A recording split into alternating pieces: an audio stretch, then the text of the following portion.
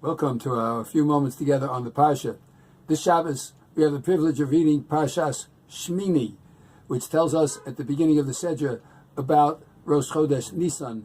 And of course, this Shabbos we are Mevarchim HaChodesh Nisan. Towards the end of the Sedra, the Torah lists those animals which are kosher and those which are not, and gives us the signs.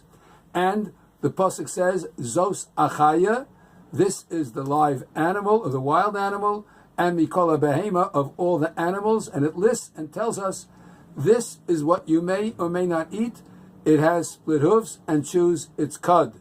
When the pasuk says, Zos Achaya, when the pasuk says, this is the live or wild animals and behemoths you may eat, and it says, Zeh, by the fish and by the birds, the Gemara in Chulin says that HaKadosh Baruch Hu brought to Moshe each and every one of the species and showed him and said, this, Zos, this is it. And in fact, Rashi also quotes the Gemara in Chulin and says that when Moshe told it to the Bnei Yisrael, he also held each animal and showed, this is the one you may eat and this is the one you may not eat. And all the animals and all the wild beasts and all the fish and all the birds were brought to show which ones were and which ones were not kosher, in addition to telling them the signs.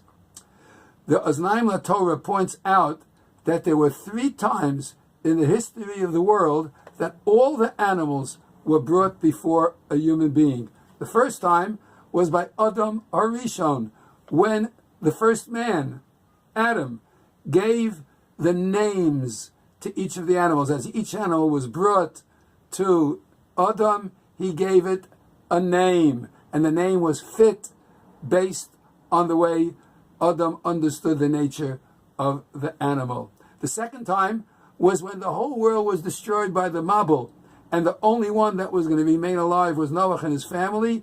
Again, all the animals were brought before Noach so that he could help them live.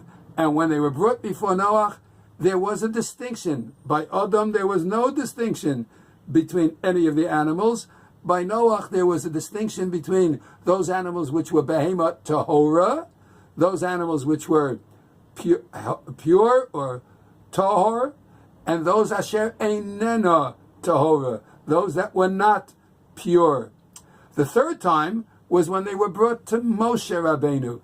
And by Moshe Rabbeinu, we were told about the behemah that was the animal that was tahor, pure, and kosher, and the behemah atameya, and the animals that were impure. And as the Gemara in Pesachim points out, there is a difference between using the terminology tameya and einena tahora. If you have an opportunity to look at the beginning of Pesachim for that explanation. It's not our topic today.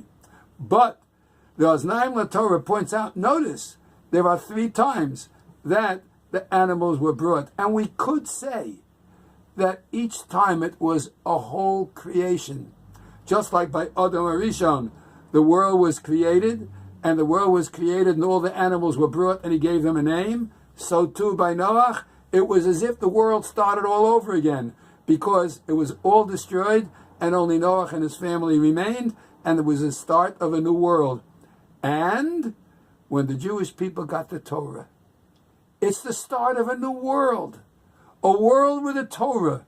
A world with a divine teaching that tells us that which is pure and that which is impure. And if we wish to maintain our purity, our soulful purity, our connection with Hashem, we eat only those animals which are tohar, and those animals which are tameh we do not at all partake of, because we are what we eat.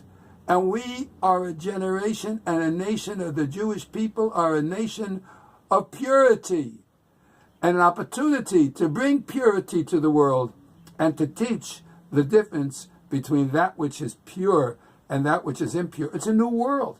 There was never any such teaching until the Jewish people came along with the Torah that Hashem gave us and taught the world that there's a difference between that which is pure and that which is impure. And now that the month of Nisan is here, and it's also Parshas Parah, in which we talk about keeping ourselves pure and holy, and not keeping thoughts of death, but rather keeping only the thoughts of the purity of the soul and of the eternity of the soul. It's so appropriate to read Parshas Shemini and Parshas Parah together. It's a new world, a world of purity that we have the opportunity of bringing to the rest of humanity. Have a wonderful Shabbos and a pure one.